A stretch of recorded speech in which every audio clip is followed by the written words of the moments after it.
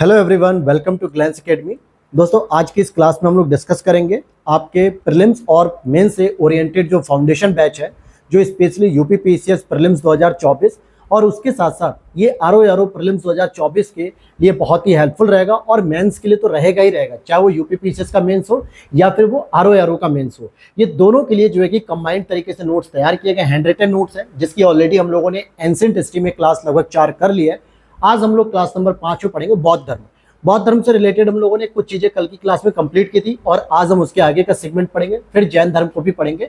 और इससे पहले मैं आपको बताना चाहूंगा कि अगर चैनल पे पहली बार हो तो सब्सक्राइब कर लो, क्योंकि यहाँ पे आपको वर्ल्ड ज्योग्राफी के भी नोट्स आपको मिल रहे हैं, लगातार क्लासेस मिल रही हैं, डेली टारगेट की सीरीज भी मिलती है और मेंस ओरिएंटेड नए नए अप्रोच के बारे में मैं आपसे डेली डिस्कस करता हूँ।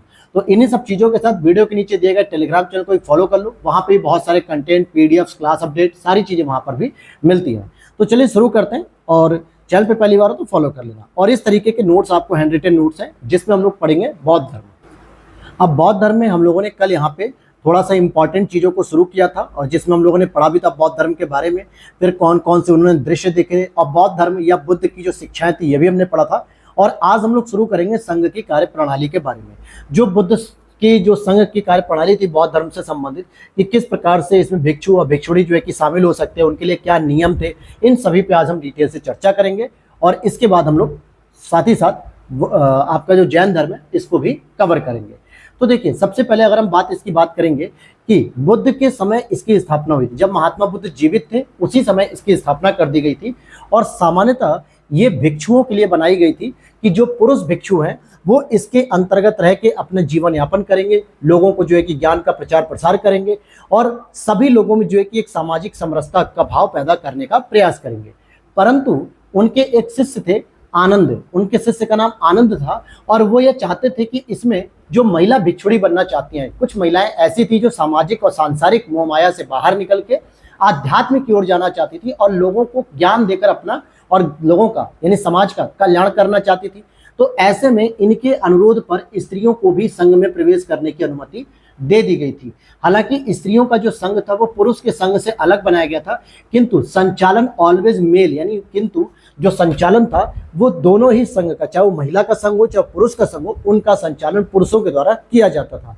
ऐसी यह भी मान्यता थी महात्मा बुद्ध की कि महात्मा बुद्ध ये मानते थे कि ऐसा हो सकता है कि जब महिलाएं भी इस संघ में शामिल होंगी तो कहीं ना कहीं पुरुषों का भी जो है कि विचार बदलेगा और समस्या मतलब कि खड़ी होगी। इस तरीके से वो कहीं ना कहीं ऐसा लग रहा था कि महिलाओं को एक समस्या मानते थे कि संघ में ना आए, ये संघ से दूर रहे तो ज़्यादा बेहतर है, कुछ इस तरीके से कि ब्रह्मचारी जो जीवन है वो टूटेगा नहीं, ऐसी मान्यता थी। लेकिन शिष्य जो आनंद ने इनको समझाया और फिर उसके बाद एक अलग से महिलाओं के लिए भी संघ की स्थापना कर दी गई, लेकिन दोनों का संचालन पुरुषों के द्वारा ही किया जाता था।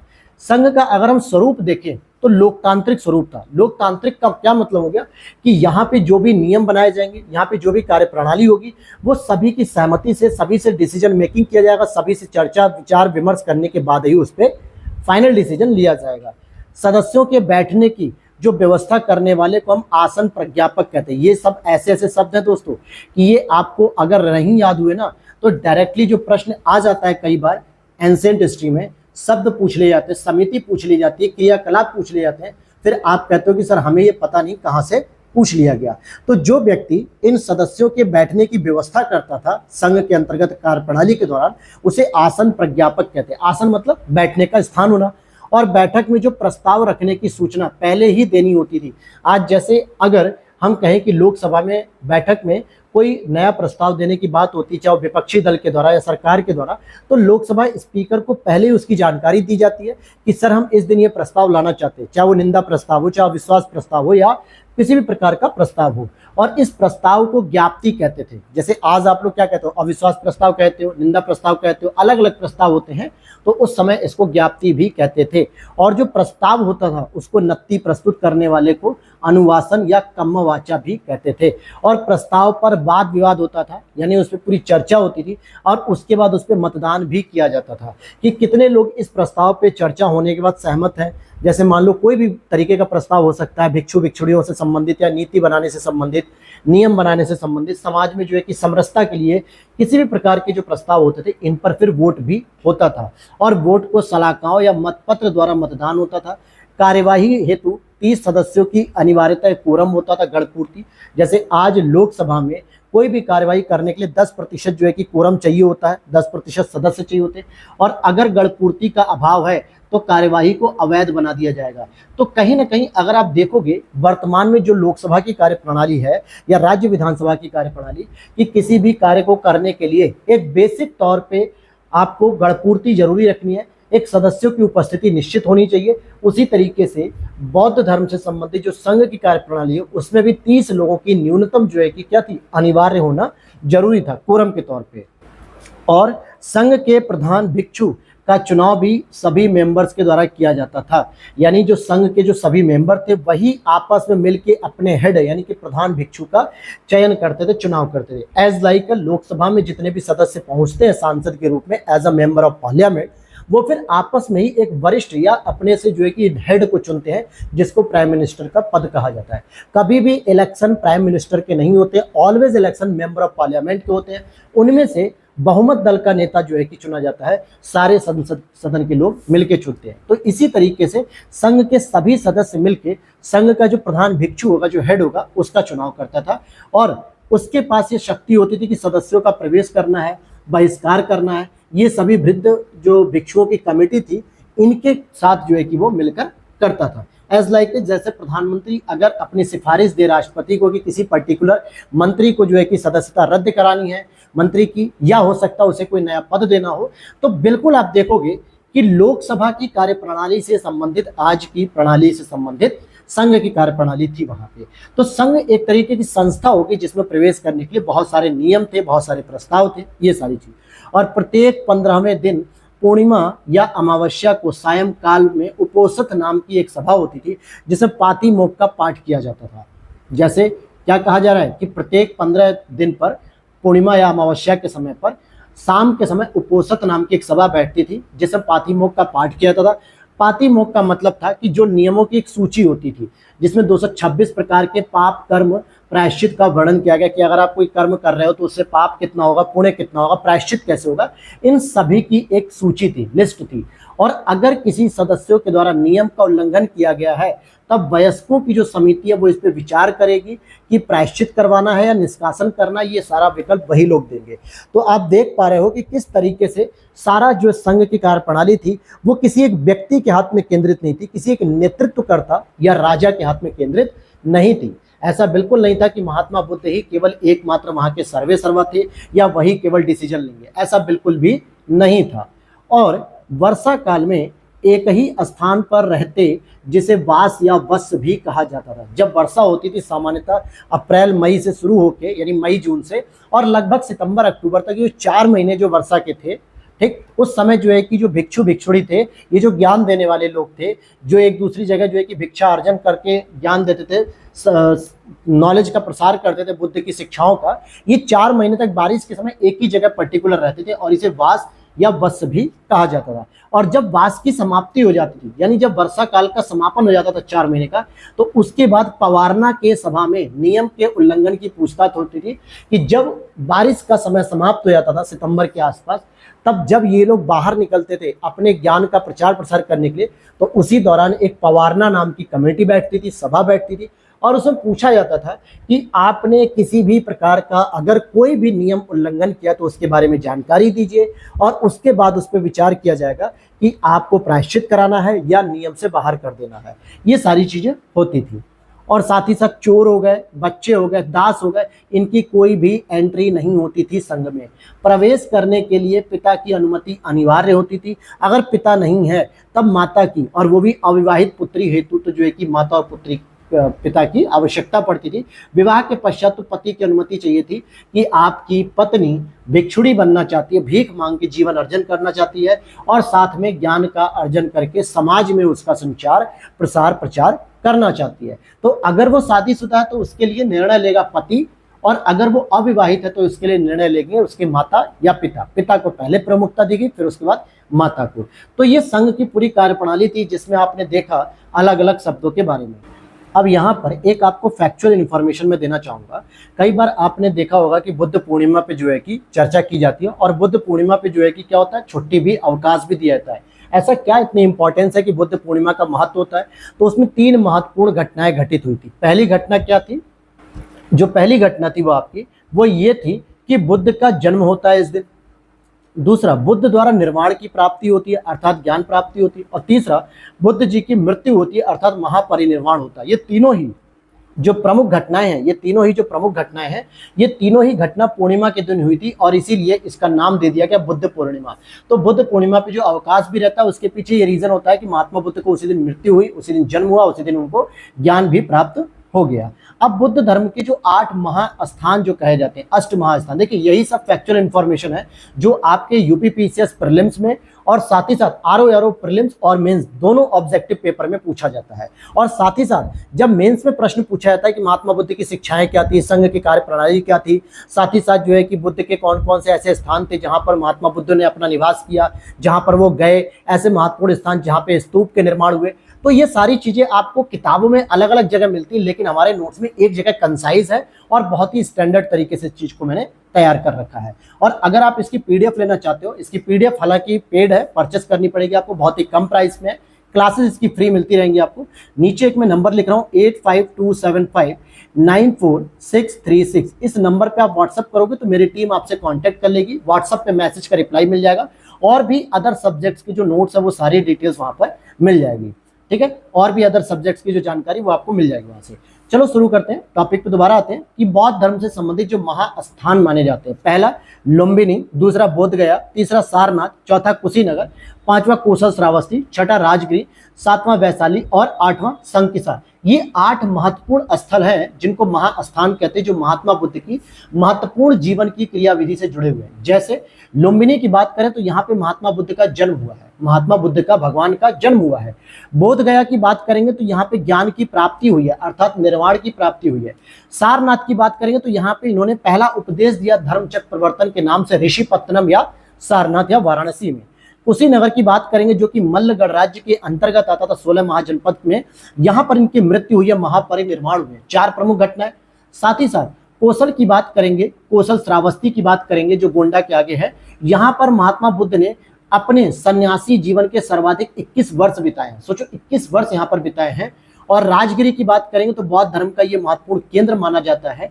वैशाली की बात करेंगे तो मृत्यु से पहले अंतिम वास यहाँ पर इन्होंने किया था। वास मतलब क्या होता है, मैंने ऊपर ही बताया कि जो वर्षा काल में जो समय व्यतीत किया जाता है एक जगह रहकर, तो जिस वर्ष इनकी मृत्यु हुई थी उससे पहले जो वर्षा काल था वो इन्होंने वैशाली में बिताया था। संकिसा की बात करेंगे तो बुद्ध संबंधी यह एक बहुत ही पवित्र स्थल माना जाता है। तो ये 8 प्रमुख महास्थान के रूप में जाने जाते हैं।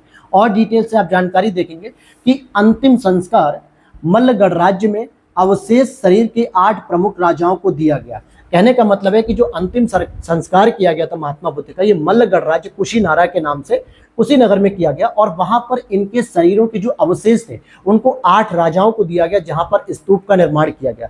जिसमें अगर एक सबसे इंपॉर्टेंट की बात करें तो वैशाली के लिच्छवी राजा, ठीक है, वैशाली के लिच्छवी। दूसरा मगध के अजात शत्रु, मगध के अजात शत्रु, और अजात शत्रु आपके हर्यक वंश से संबंधित है। कहीं भी ये मत सोच लेना कि मौर्य वंश से संबंधित है, हर्यक वंश से संबंधित है, ठीक है। फिर थर्ड आता है कपिलवस्तु के शाक्य वंश, क्योंकि कपिलवस्तु के उनके पिताजी भी थे। चौथा कुशीनगर के मल्लगढ़ राज्य, जहां पे उनकी मृत्यु होती है। और 4 और भी महत्वपूर्ण राजाओं के नाम थे जो यहाँ पे नहीं लिखे गए हैं। साथ ही साथ कई बार पूछता है कि अंगुलीमाल नाम का जो डाकू था, जो महात्मा बुद्ध को लूटने आया था, बाद में उनका सबसे परम प्रिय भक्त बन गया, परम प्रिय शिष्य बन गया। ये श्रावस्ती में ये घटना घटित हुई थी। अवंती उज्जैन के शासक, जो उज्जैन एमपी में आज महाकालेश्वर नगरी जिसे कहा जाता है, वहां पर अवंती उज्जैन के शासक चंड प्रद्योत ने बुद्ध को आमंत्रित किया था, परंतु वृद्धावस्था के कारण बुद्ध ने अपने शिष्य महाकच्चायन को भेजा था। तो ये उनके शिष्य थे महाकच्चायन, जहाँ पे जो राजा थे चंड प्रद्योत, उनकी इच्छा थी कि महात्मा बुद्ध उनके दरबार में रहें और उनको जो है कि कुछ ज्ञान अर्जित होना चाहिए उससे, लेकिन महात्मा बुद्ध वृद्धावस्था में थे, तबियत ठीक नहीं थी, इस वजह से उन्होंने महाकच्चायन को भेज दिया था। तो ये जो जानकारी है यहाँ पे छोटी छोटी, ये आपको पता होना चाहिए और यही सारे प्रश्न आपके प्रीलिम्स से बौद्ध धर्म से संबंधित आते हैं। कई बार होता है बौद्ध धर्म की जो संगतियां हैं, बौद्ध संगतियां जिसे हम कहते हैं, बौद्ध की बैठक कहते हैं, यहाँ से भी प्रश्न बनते हैं।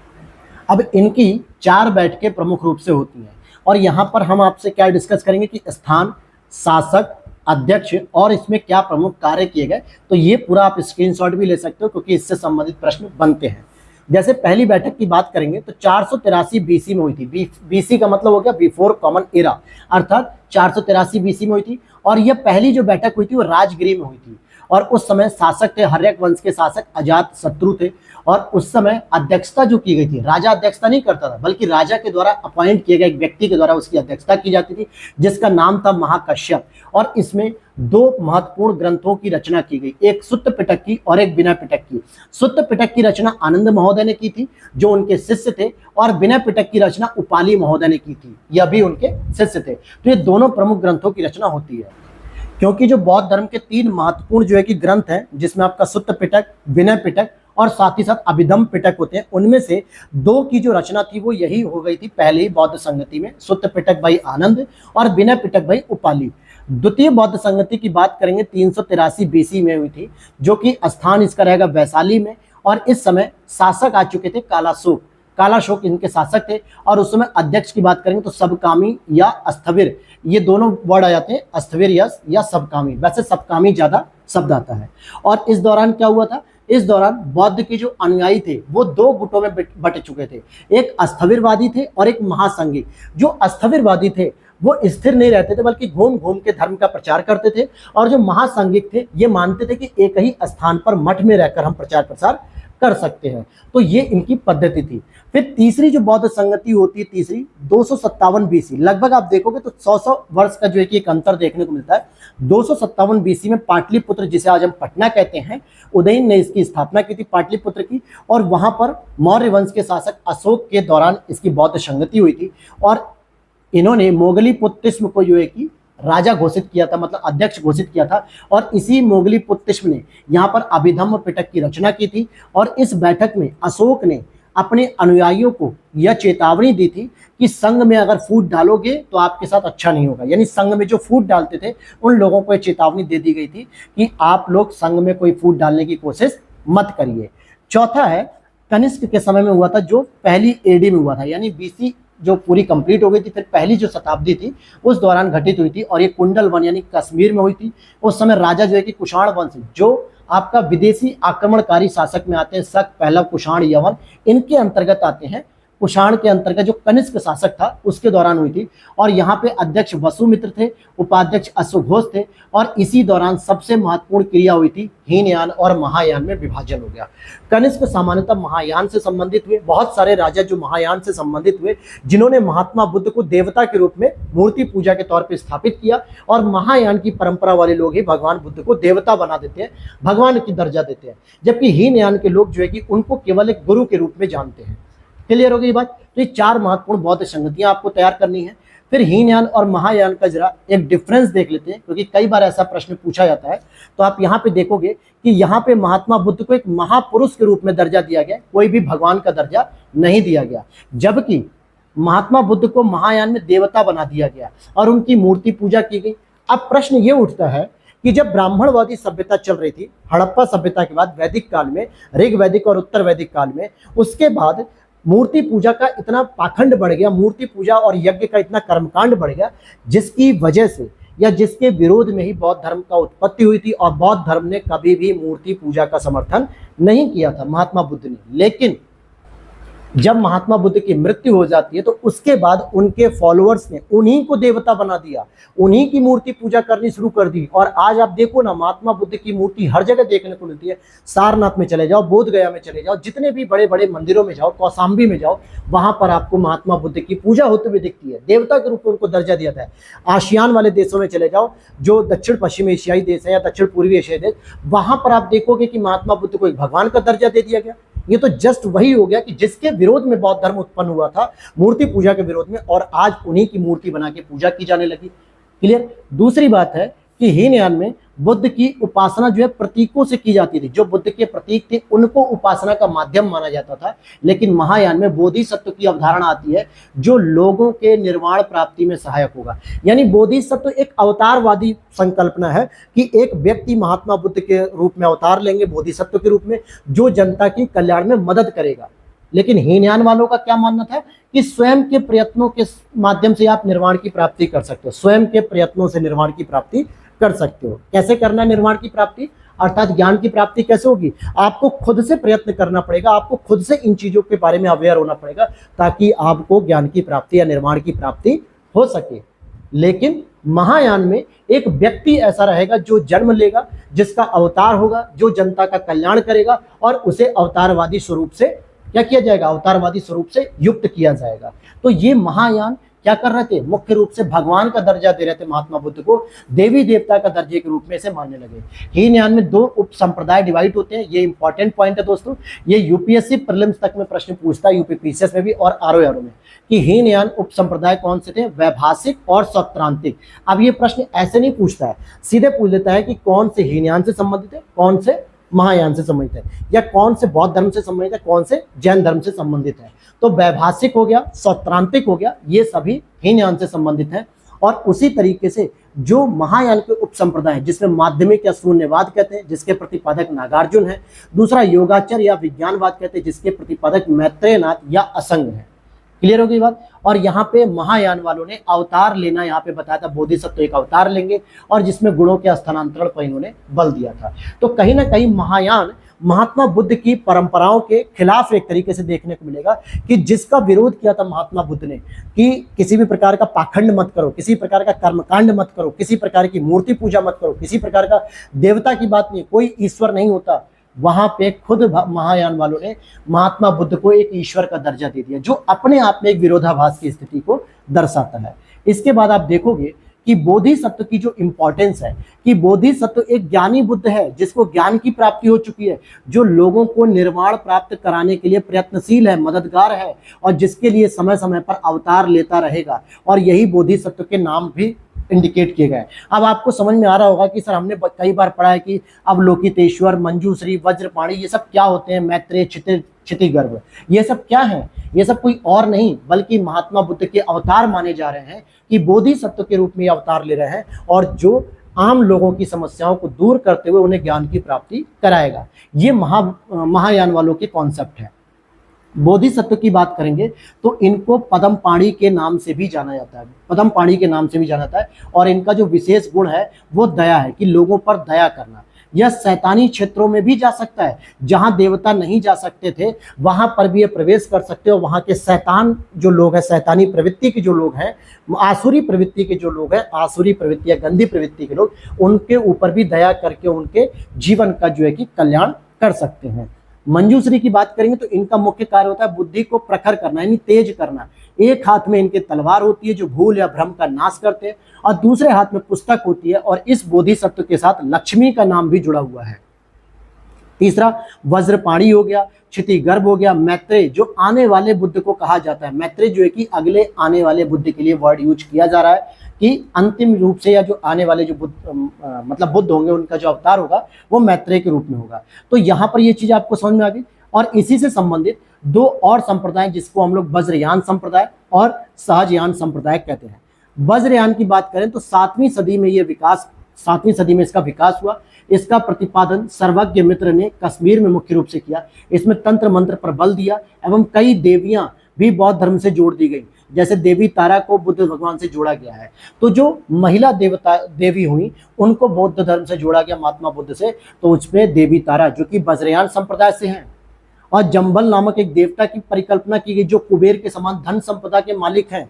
साथ ही साथ सहजयान तंत्र में क्या है कि इसमें तंत्र मंत्र का विरोध किया गया है। तो वज्रयान तो तंत्र मंत्र पर बल देता है, अंधविश्वास पर बल देता है, लेकिन सहजयान संप्रदाय आपका तंत्र मंत्र या अंधविश्वास का विरोध करता है। साथ ही साथ अगर आप देखोगे, अभी मैंने आपको वैभाषिक और सौत्रांतिक भी बताया जो हीनयान से संबंधित है।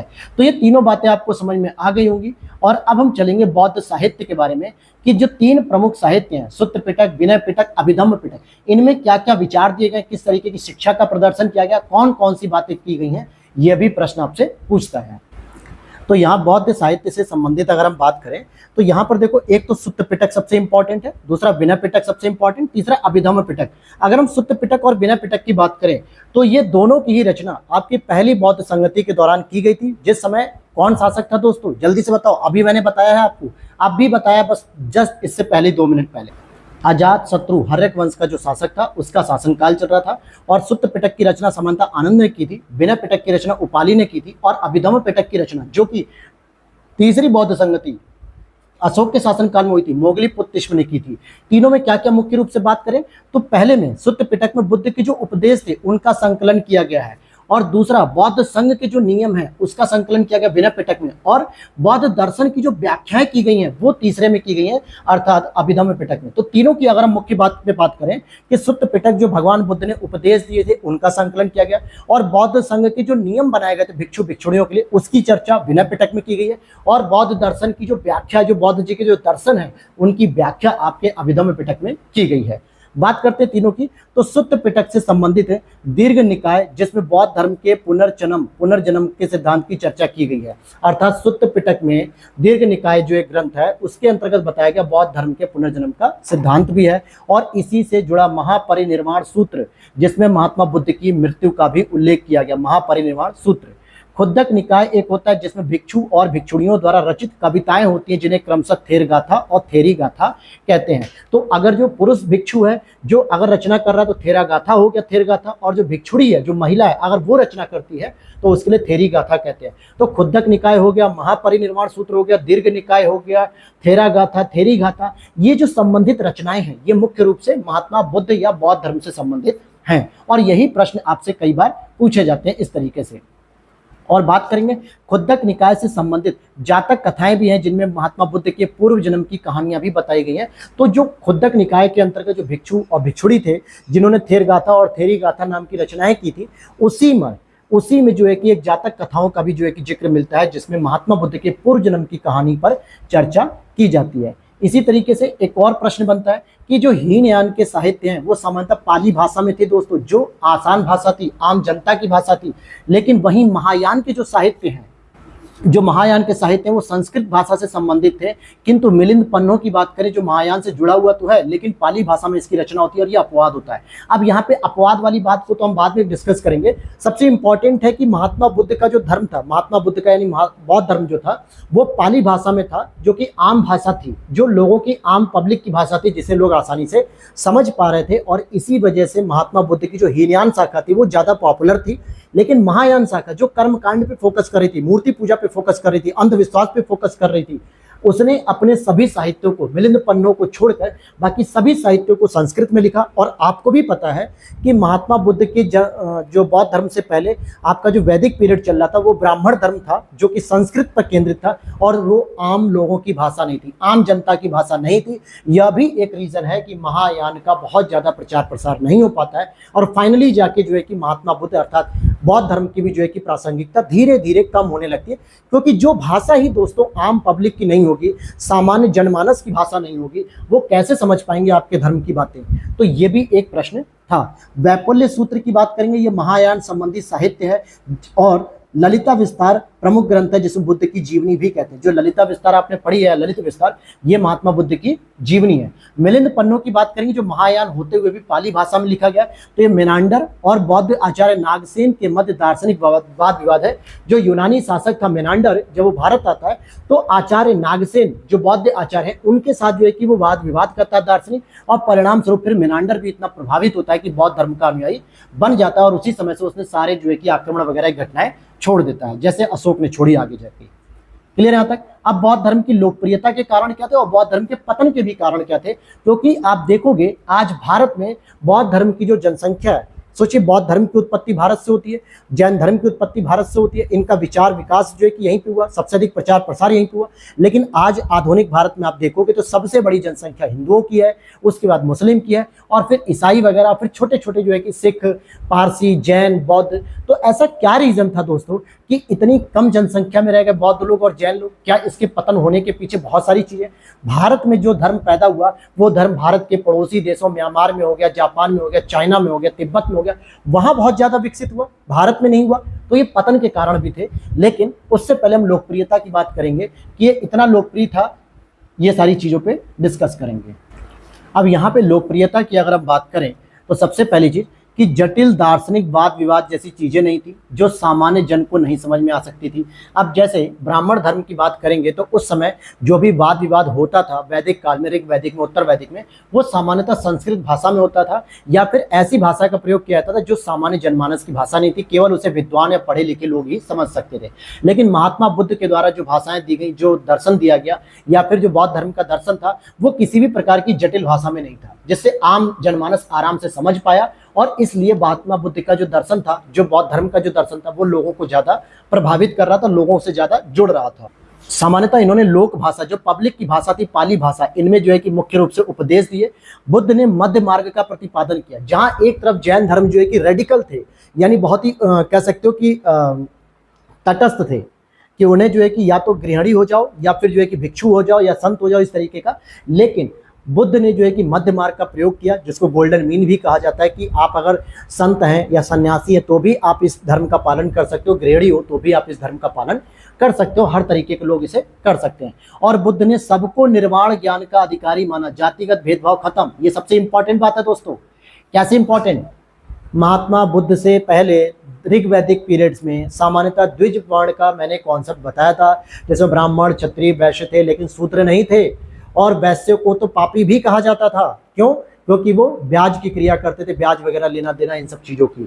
और ऐसी स्थिति में जहाँ पे शूद्रों के साथ बिल्कुल ही दुर्व्यवहार किया जाता हो, एक अलग बिरादरी समझ लिया गया हो, वैश्यों को भी पापी कहा जा रहा हो, वहां पर अगर महात्मा बुद्ध ने यह कह दिया कि निर्वाण यानी ज्ञान प्राप्त करने का अधिकार सभी को है, सभी शिक्षा प्राप्त कर सकते, तो ऐसे में जो वैश्य वर्ग था, शूद्र वर्ग था, वो तुरंत एक झटके में जो है कि महात्मा बुद्ध से जुड़ गया। और यही कारण है, अंबेडकर जी अपने मरने से पहले खुद अपनी ऑटोबायोग्राफी में कहते हैं कि मैं पैदा जरूर दलित वर्ग में हुआ हूं, मैं एक अछूत पैदा समुदाय में हुआ हूं, लेकिन मरूंगा नहीं। उन्होंने यही कहा कि मैं हिंदू धर्म में पैदा हुआ, लेकिन हिंदू धर्म में मरूंगा नहीं। और उन्होंने 1955 में ही या 1954 में महात्मा बुद्ध के पद चिन्ह पर चलते हुए बौद्ध धर्म को स्वीकार किया, और 1956 में उनकी बौद्ध धर्म के अंतर्गत जो है कि मृत्यु हुई, और सारे जो है कि उनकी जो अंतिम संस्कार की पद्धति थी वो बौद्ध धर्म से संबंधित निभाई गई।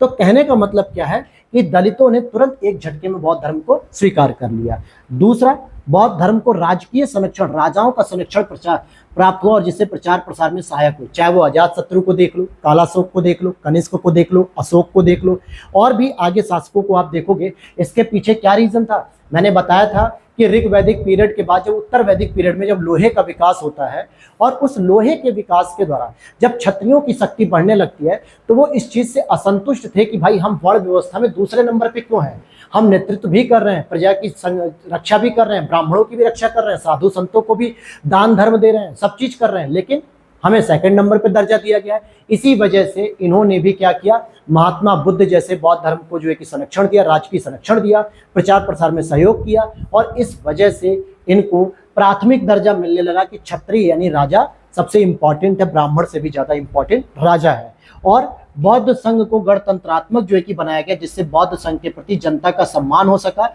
क्योंकि लोगों को जब यह लगने लगा कि बौद्ध धर्म किसी और का नहीं है बल्कि हमारा अपना धर्म है, हम इसमें अपने विचार प्रस्तुत कर सकते हैं, हम इसमें अपनी सहभागिता सुनिश्चित कर सकते हैं, हम किसी भी प्रकार की नीति नियम में जो है कि अपनी सुनिश्चितता सुनिश्चित कर सकते हैं, भागीदारी सुनिश्चित कर सकते हैं, जो कि पिछले ऋग्वैदिक उत्तर वैदिक पीरियड्स में नहीं था।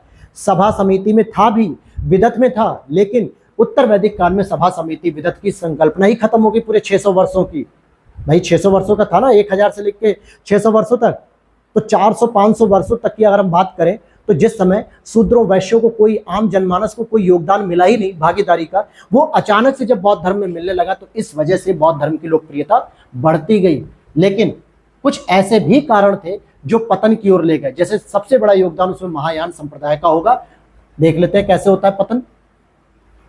देखिए, पतन की बात करें तो बौद्ध धर्म के क्रियाकलापों में ब्राह्मण धर्म की तरह ही कर्मकांड बढ़ने लगा। बुद्ध को ईश्वर एवं स्वयं मूर्ति पूजा उनकी की जाने लगी, और जिससे विशिष्ट पहचान ही लुप्त हो गई। भाई बौद्ध धर्म की उत्पत्ति ही कर्मकांड के विरुद्ध हुई थी, यज्ञ के कर्मकांड के विरुद्ध हुई थी, वेदों के कर्मकांड के विरुद्ध हुई थी, ब्राह्मणवादी धर्म के कर्मकांड के विरुद्ध हुई थी, मूर्ति पूजा कर्मकांड के विरुद्ध हुई थी। ठीक है, जब इन्हीं सब चीजों के खिलाफ जो है कि बौद्ध धर्म की उत्पत्ति हुई थी, तो कैसे आप फिर इन्हीं चीजों को दोबारा पद चिन्ह पे ले चल सकते हैं? कहने का मतलब हो गया कि आपने भी तो महात्मा बुद्ध का कर्मकांड कर दिया।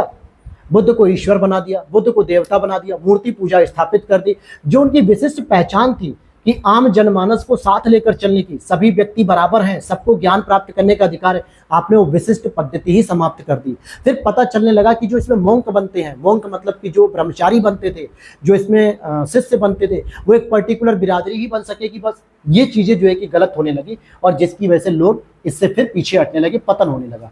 दूसरा, बौद्ध संघ और मठ भी आडंबर के शिकार होने लगे और नैतिक मूल्यों का वहां पे पतन होने लगा, क्योंकि बहुत सारे बौद्ध संघ जो भिक्षुणी और भिक्षुओं के जो अलग अलग संघ थे, बहुत सारे ऐसे प्रमाण मिले कि इन संघों का आपस में समागम हो गया और ऐसे में महिला और पुरुष जो भिक्षु और भिक्षुणी थे, इनके आपसी संबंध खराब होने लगे।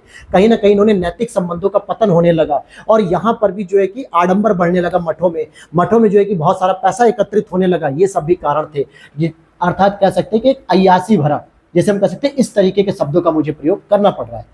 बौद्ध विहार और मठों में व्यापारियों द्वारा जो दिया गया धन था वो एकत्रित हो रहा था, जिससे विहार मठ आक्रमणकारियों के शिकार बने। ये वही व्यापारी वर्ग है जिसे ब्राह्मण वर्ग वैश्य के रूप में पापी समझता था।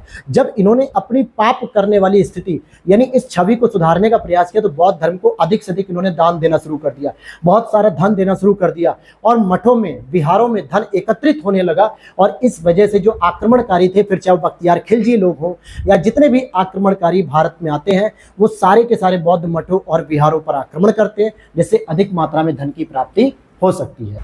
Is it clear? और वहीं पे शैव धर्म से बौद्धों की टकराहट होती है। शैव अनुयायी जो शशांक थे, इन्होंने बौद्ध वृक्ष को ही कटवा दिया, जिससे यह पता चलता है कि महात्मा बुद्ध की जो प्रासंगिकता वो थी धीरे धीरे खत्म होने लगी, क्योंकि जो प्रतीक चिन्ह था, उस वृक्ष का जो प्रतीक चिन्ह जहां पे महात्मा बुद्ध ने ज्ञान अर्जित किया था, उस वृक्ष को ही समाप्त कर दिया गया। यह शशांक वही है, गौड़ वंश का शासक था, गौड़ वंश का, और हर्षवर्धन की जो बहन थी राज्यश्री, इससे संबंधित जो है कि इनके पारिवारिक संबंध से संबंधित थे। हालांकि हर्षवर्धन तो बौद्ध धर्म का बहुत बड़ा पोषक था, बहुत बड़ा जो है कि उसका समर्थक था, लेकिन उसकी जो बहन थी राज्यश्री, जहां उसकी शादी हुई थी, वहां पर जो है कि कॉन्फ्लिक्ट हुआ, जो हम त्रिपक्षीय संघर्ष में आगे पढ़ लेंगे, तो उससे संबंधित था। ये गौड़ वंश का संस्थापक था या शासक था और ये शैव धर्म का मतानुयायी था और शैव धर्म ब्राह्मण धर्म से संबंधित था।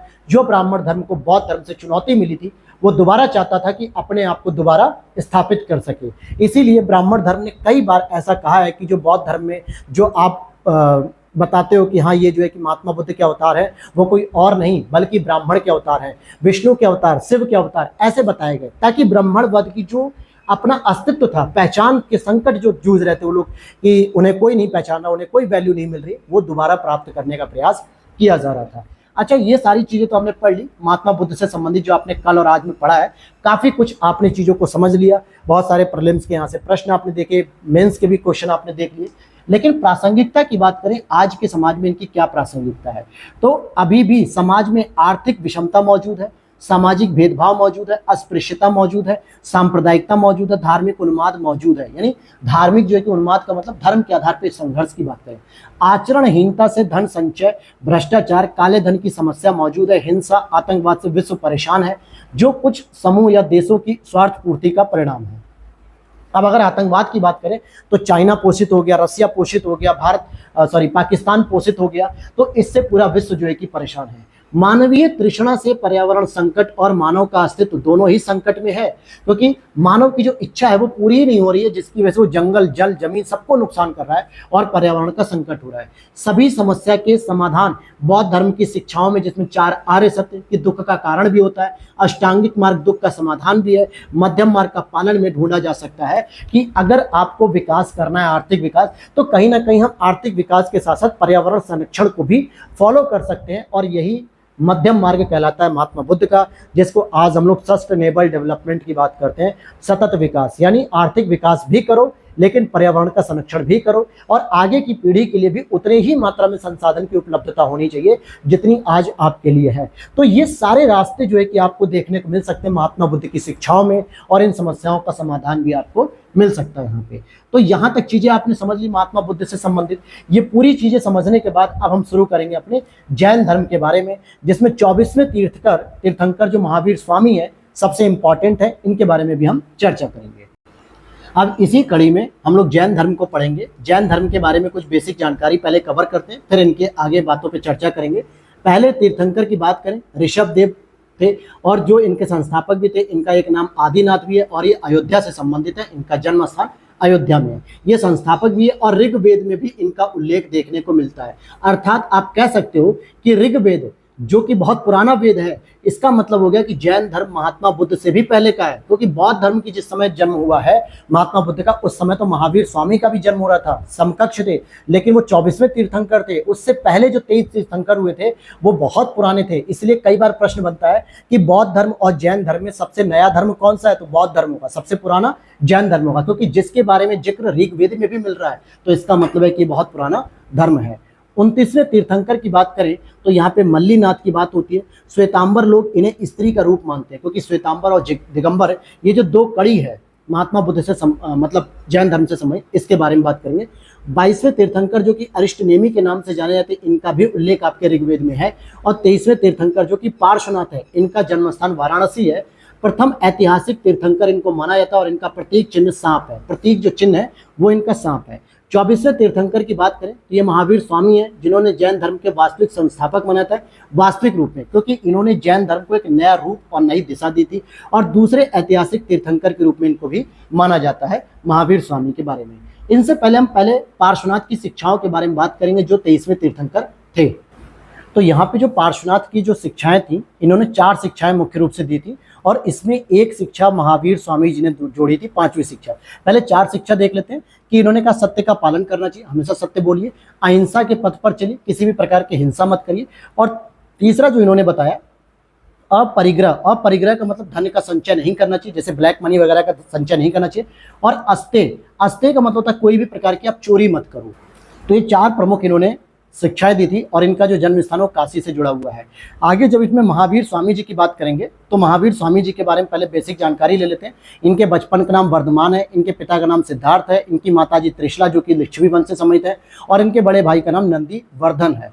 पत्नी इनकी यशोदा है, पुत्री इनकी प्रियदर्शना या अड़ोज्जा है और इनका दामाद जो कि जमाली है। अब यहाँ पे कुछ चीजें आपको महावीर स्वामी की महात्मा बुद्ध से संबंधित मिलेंगी, जैसे महात्मा बुद्ध के बचपन का नाम सिद्धार्थ था ना, और उनकी पत्नी का नाम जो है कि कुछ और था, उनके पुत्र का नाम राहुल था। तो इस तरीके से कुछ अंतर देखने को मिल जाएगा।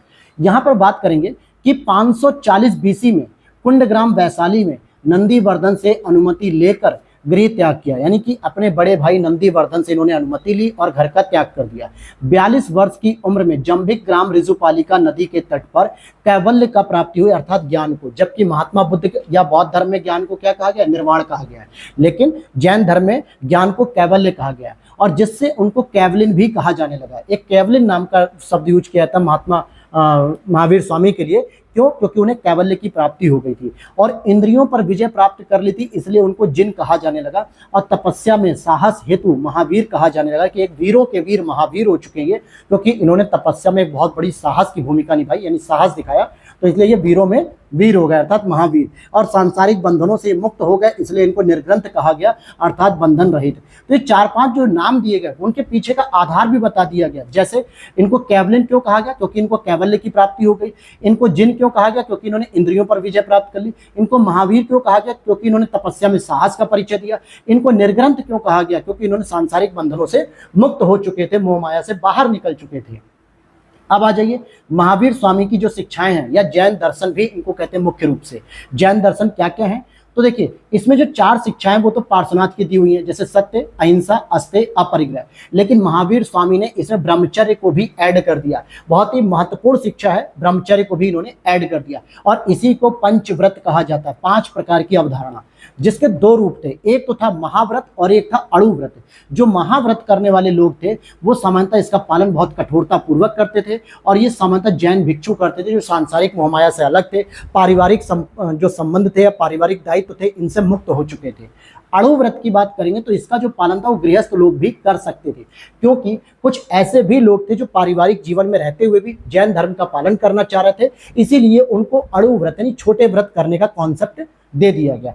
पहली धारणा देख ली पंचव्रत की। दूसरी, कई बार ये पूछा जाता है कि सृष्टि शाश्वत यानी स्थायी है, जबकि अब देखो कंपैरिजन करके मैं आपको बताऊंगा ताकि चीजें और अच्छे से आप समझ पाओ। महात्मा बुद्ध ने क्या कहा था बौद्ध धर्म में कि ये जो पृथ्वी है, ये सृष्टि है, ये क्षण भंगुर है, नश्वर है, जबकि ये क्या करें, स्थिर है। क्यों? क्योंकि इन्होंने कहा कि इसका जो निर्माण हुआ है वो 6 प्रकार के द्रव्यों से हुआ है, जो कि जीव और अजीव अर्थात जैविक और अजैविक घटकों के संयोग से हुआ है, जिसमें धर्म, अधर्म, आकाश, काल, पुद्गल यानी कर्म, इन सभी के संयोजन से ही जो है कि सृष्टि का निर्माण हुआ है और ये शाश्वत है, स्थायी है। अनिश्वरवादी की बात करेंगे कि ये सृष्टि के निर्माण के लिए ईश्वर को उत्तरदायी नहीं मानते, ये मानते ही नहीं है कि सृष्टि की संरचना ईश्वर ने की है, ये बिल्कुल नहीं मानते। अनेकात्मवादी, ध्यान देना, नैरात्मवादी हमने पढ़ा था महात्मा बुद्ध के बारे में। नैरात्मवादी का मतलब जो आत्मा को ही नहीं मानते हैं, और यहाँ पे क्या कहते हैं, अनेकात्मवादी, ये आत्मा को स्वीकार करते हैं और इसीलिए ये आत्मा के पुनर्जन्म को स्वीकार करते हैं। जब इन्होंने आत्मा को मान लिया तो ये आत्मा के पुनर्जन्म को भी स्वीकार कर रहे हैं। जबकि बौद्ध धर्म क्या था, नैरात्मवादी था, अर्थात वो आत्मा को स्वीकार करता ही नहीं था लेकिन पुनर्जन्म को मानता था। और पुनर्जन्म किस चीज का, जो आपकी तृष्णा रह गई है, जो आपके विचार रह गए, जो आपके ज्ञान रह गए, उनका जो है कि पुनर्जन्म होता था। ठीक है, आत्मा का पुनर्जन्म नहीं होता था क्योंकि वो आत्मा को नहीं मानते थे। और सप्तभंगी, स्यादवाद या अनेकांतवाद जैसे विचार भी इन्होंने दिए थे, जिसका मतलब होता है कि शायद है, शायद नहीं है, या शायद है या नहीं है। यह ज्ञान की सापेक्षता का सिद्धांत उद्घाटित करता है। कहने का मतलब है कि कोई बात या कोई वस्तु अगर मेरे अकॉर्डिंग सही है तो हो सकता है कि वो दूसरे के अकॉर्डिंग गलत हो सकती है, या मेरे अकॉर्डिंग अगर गलत है दूसरे के अकॉर्डिंग सही हो सकती है। कहने का मतलब हो गया कि विश्व में कोई भी एकमात्र सत्य नहीं है कि बस एक व्यक्ति ने कह दिया वही पूरी दुनिया सत्य मानेगी, ऐसा नहीं है। एग्जाम्पल के तौर पे देख लीजिए, आज आपका 29 जून का समय चल रहा है, 29 जून 2024। आपको पता है कि भारत में गर्मी इस बार बहुत तेज है। तो क्या जो दक्षिणी गोलार्ध में रहने वाले जो अफ्रीकी देश के लोग हैं, ऑस्ट्रेलियाई देश के लोग हैं, जो साउथ अमेरिका देश के लोग हैं, क्या वो भी कहेंगे कि आज गर्मी है? नहीं, क्योंकि उस समय उत्तरी गोलार्ध में सूर्य चमक रहा है, दक्षिणी गोलार्ध में तो शीत ऋतु होगी, ठंडी होगी। तो ये दोनों ही बातें सत्य हैं। दक्षिणी गोलार्ध में ठंडी पड़ रही है, उत्तरी गोलार्ध में गर्मी पड़ रही है, दोनों ही बातें सत्य हैं, लेकिन दोनों के सापेक्षिकता का सिद्धांत अलग अलग है। भारतवासियों के हिसाब से गर्मी ज्यादा है, उत्तरी गोलार्ध के हिसाब से, दक्षिणी गोलार्ध के हिसाब से शीत ऋतु चल रही है, लेकिन बातें दोनों ही सही है। इसका मतलब हो गया कि सत्य है भी नहीं भी है, ये सभी तय होगा हर एक व्यक्ति के हिसाब से। ठीक है, कोई एक व्यक्ति के कह देने से ही सारी बातें सत्य नहीं हो जाएंगी। यहां अगर हम बात करें जैन धर्म के त्रिरत्न की बात करेंगे, सम्यक दर्शन, सम्यक आचरण और सम्यक ज्ञान। याद करिए, मैंने अष्टांगिक मार्ग में भी यही चीज बताई थी, सम्यक दर्शन, ज्ञान, आचरण, कर्म, सम्यक कर्म वगैरह ये सब बताया था, सम्यक समाधि वगैरह बौद्ध धर्म से संबंधित। लेकिन यहाँ पर जैन धर्म से संबंधित यही त्रिरत्न बन जाते हैं। वहां कौन से थे, वहां कौन से थे, कमेंट बॉक्स में बताओ, बौद्ध धर्म में त्रिरत्न कौन से थे, मैंने बता रखा है ये। अगर यहाँ की बात करें तो सम्यक ज्ञान में जैसे मति यानी इंद्रिय जनित ज्ञान को कहा जाता है, श्रुति जो कि सुनने के आधार पर होता है, अवधि जो कि दिव्य ज्ञान होता है, मन पर्याय जो कि दूसरे के मन की बात जानना, और कैवल्य की बात करें तो ये उच्च ज्ञान से संबंधित हो जाता है, जो कि कैवल्य यानी कैवल्य महावीर स्वामी कहलाते हैं। प्रमुख शब्दावली की बात करें तो इनसे संबंधित कुछ प्रमुख शब्दावली है, जैसे एक होती है आश्रव, संवर, निर्जरा या संथारा या संलेखना, ये आपने पढ़ा भी होगा। कई बार जो है कि अभी भी दक्षिण भारत में लोग इस पद्धति का प्रयोग करते हैं। खुद जो है कि चंद्रगुप्त मौर्य ने इस पद्धति का प्रयोग किया था। तो आश्रव क्या होता है, पहली चीज ये समझते हैं, जीव कर्म की ओर आकर्षित होता है, यानी सांसारिक कार्यों में डूब जाता है। जीव का मतलब क्या हो गया, मनुष्य या जैविक घटक जिसमें प्राण होते हैं, चाहे वो जीव जंतु हो या फिर मनुष्य हो। जब वो कर्म की ओर आकर्षित होता है, संसार के कर्म की ओर आकर्षित होता है, मतलब कि पैदा होने के बाद वो शिक्षा ग्रहण करेगा, शादी विवाह करेगा, बच्चे पैदा करेगा, उनकी जिम्मेदारी उठाएगा, फिर बड़े बुजुर्गों की सेवा करेगा। कहने का मतलब हो गया कि संसार के साथ कर्मों में लिप्त रहता है, तो ये सांसारिक कार्यों में डूबा रहता है। इसी को कहते हैं आश्रव की क्रिया होना, जीव का कर्म की ओर आकर्षित होना। संवर का मतलब क्या होता है कि जीव कर्म की ओर आकर्षित अब नहीं होता है, अब जीवन का कर्म की ओर प्रवाह रुक जाता है। एक समय पे 50 साल के बाद उसका किसी भी चीज में मन नहीं लगता है। 50-60 साल के बाद वो कहता है बस मुझे 1-2 रोटी मिल गई तो ठीक, नहीं मिली तो मैं सन्यासी जीवन जी रहा हूँ, मुझे किसी भी काम से कोई मतलब नहीं है। कहने का मतलब अब मेरा कर्म से कोई भी वास्ता नहीं रह गया है, मैंने संसार की मोहमाया से दूर हट रहा हूँ। तीसरा, निर्जरा या संथारा या संलेखना भी कहते हैं, जो संचित कर्म को जीव से बाहर निकाला, यानी कठोर तप और काया क्लेश। कहने का मतलब है कि जो भी आपने अपने जीवन काल में जो कर्म किए हैं, पाप पुण्य जो भी किया है, उन सभी के माध्यम से अब मुक्ति लेने का समय आ चुका है। इस शरीर से, इस काया क्लेश से बाहर निकलने का समय आ गया है, जिसके लिए कठोर तपस्या करनी पड़ती है। और भूखे रहकर, मतलब बिना अन्न जल ग्रहण किए ही अपने शरीर के साथ तपस्या करते करते अपने शरीर के प्राणों को त्याग देना ही संलेखना की पद्धति कहलाती है। क्लियर होगी बात। अब यहाँ पे जैन संघ की बात करेंगे। जैन संघ की बात कर लेते, ये कुछ इतना इंपॉर्टेंट नहीं था जितना महात्मा बुद्ध के द्वारा जो संघ की स्थापना की गई थी बौद्ध धर्म का, वो ज्यादा इंपॉर्टेंट आपके लिए था। यहाँ पर देखोगे तो महावीर स्वामी से पहले ही संघ निर्मित था, क्योंकि महावीर स्वामी 24वें तीर्थंकर हैं, जबकि उससे पहले जो 23 तीर्थंकर थे उन्होंने भी तो संघ की स्थापना की होगी। और ये महिला और पुरुष यानी मेल और फीमेल के यहाँ पे संघ अलग थे, जैसे बौद्ध धर्म में थे। जैन संघ को बसदी कहा जाता था, जैन संघ को बसदी कहते थे। और पार्श्वनाथ के समय स्त्री संघ की अध्यक्षा पुष्पचूला भी थी। इससे समझ में आता है कि स्त्रियों को भी संघ का अध्यक्ष बनाया जाता था, स्त्रियों का भी। जबकि बौद्ध धर्म में क्या था कि अगर वहां पे पुरुष और महिला दोनों संघ की बात करें तो इनका जो नेतृत्व करता था या जो संचालन था वो एक पुरुष करता था। लेकिन यहाँ पर ऐसा नहीं था, पुष्पचूला नाम की महिला को भी अध्यक्ष बनाया गया है। और महावीर के पश्चात अंतिम कैवलिन जो है कि सुधर्मन होते हैं और इंद्रभूति, सुधर्मन या इंद्रभूति कह दो। महावीर के कठोर तप का वर्णन जैन ग्रंथ आचरांग सूत्र में देखने को मिलता है। और बौद्ध ग्रंथ में महावीर को निगंठनाथ पुत्र कहा जाता है। क्या कहा था? निगंठनाथ पुत्र भी कहा जाता है। और इसी तरीके के प्रश्न जो है कि यूपीएससी ने अभी इस बार पूछ लिया महात्मा बुद्ध के लिए कि कौन कौन से नाम से उन्हें जाना जाता है। तो मान लीजिए अगली बार यूपीपीसीएस पूछ ले जैन धर्म में महावीर स्वामी के लिए, तो बौद्ध ग्रंथ में महावीर स्वामी को निगंठनाथ पुत्र भी कहा गया है कि ये निगंठनाथ के पुत्र हैं। तो ये चीजें जो है कि कही गई हैं। अब यहाँ पर आपने इतनी चीजें देख ली। अब यहाँ पर जरा जैन, यहाँ पर आपको देखना है जैन धर्म में विभाजन कैसे विभाजन होता है। देखिए आचार्य जो भद्रबाहु थे, आचार्य भद्रबाहु, इनके समय, आचार्य भद्रबाहु के समय मगध में अकाल पड़ जाता है, मतलब सूखा पड़ जाता है बिल्कुल। और जैन भिक्षु भद्रबाहु के नेतृत्व में दक्षिण भारत चले गए। जितने भी जैन के भिक्षु थे जो जैन धर्म को मानते थे वो भद्रबाहु के नेतृत्व में दक्षिण भारत चले गए अकाल होने की वजह से। और इस समय मौर्य शासक चंद्रगुप्त मौर्य थे और यह भी जो है कि साथ में चले गए। और यह शाखा दिगंबर कहलाई, दक्षिण की ओर जाने की वजह से दिगंबर कहलाती है। और जो मगध में रह गए वहीं पे अकाल के दौरान ही अपने संघर्षों के माध्यम से अकाल की समस्या से निपट रहे थे और श्वेत वस्त्र धारण कर रहे थे शांति के प्रतीक के रूप में। वो स्थूलभद्र के नेतृत्व में थे और उन्हें श्वेतांबर कहा गया।